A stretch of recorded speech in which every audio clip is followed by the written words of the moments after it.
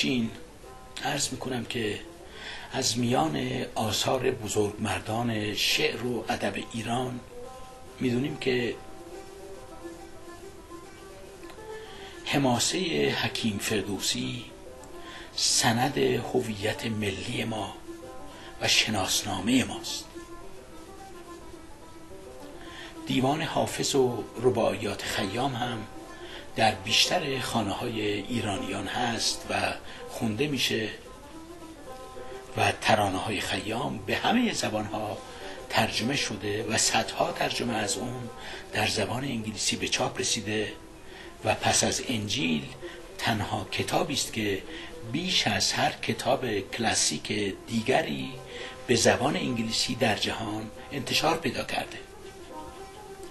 از خودمون بپرسیم که واقعا چه چیزی در رباعیات این حکیم بزرگ هست که چنین مورد اقبال جهانیان قرار گرفته.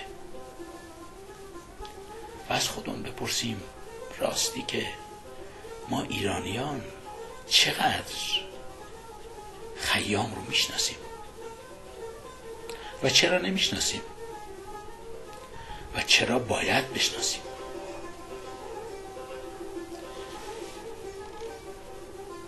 در واقع ویژگی اصیل تفکر ایرانی در این آثار نگرش انسانگرایانه این حکیمان در تمام سروده های آنان هست که همه در پی درمان اندیشه و احساس و رفتار مردم ایران بودند.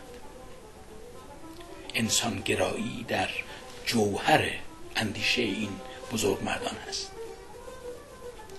مثلا به 4 بند یک رباعی، فقط یک رباعی از حکیم خیام نیشابوری دقت کنید تا ببینید که او در مورد هویت و اهمیت انسانی ما و درمانگری جان و اندیشه ما چه نگرش درست و درمان کننده ای داره.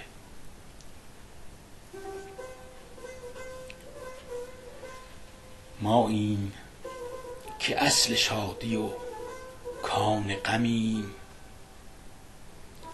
سرمایه دادیم و نهاد ستمیم، پستیم و بلندیم و کمالیم و کمیم، آینه زنگ خورده و جام جمیم. ماییم که اصل شادی و کان غمیم، سرمایه دادیم و نهاد ستمیم، پستیم و بلندیم و کمالیم و کمیم، آینه زنگ خورده و جام جمیم. اندیشه های ارائه شده در ترانه های انسانی خیام که در عصر استبداد و ستم و فریبکاری و جهل خرافه سروده شده، امروز هم برای ما که گرفتاری های مشابهی داریم داروی شفابخشی است.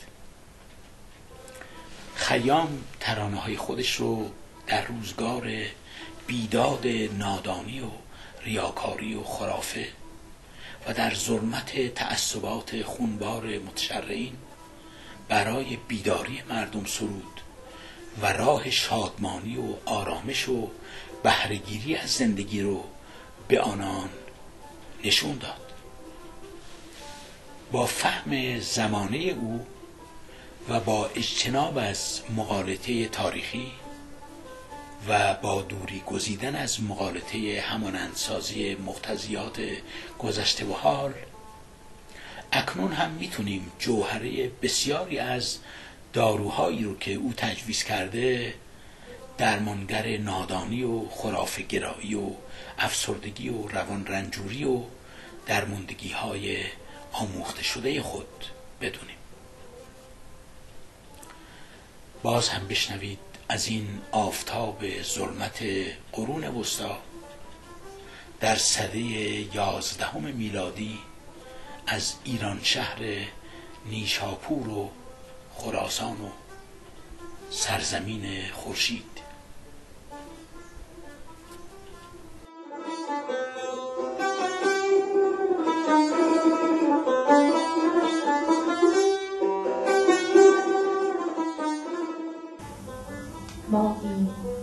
اصل شادی و کان غمیم. سرمایه دادیم و نهاد ستمیم. هستیم و بلندیم و کمالیم و کمیم. آیینه زنگ خورده و جام جمیم. ماییم که اصل شادی و کان غمیم.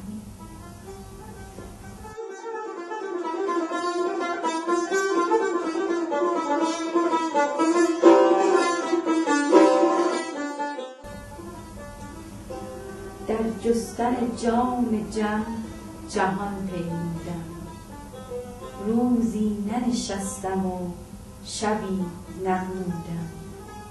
ز استاد چو راز جام جم بشنودم. آن جام جهان نمای جم من بودم. ز استاد چو راز جام جم بشنودم.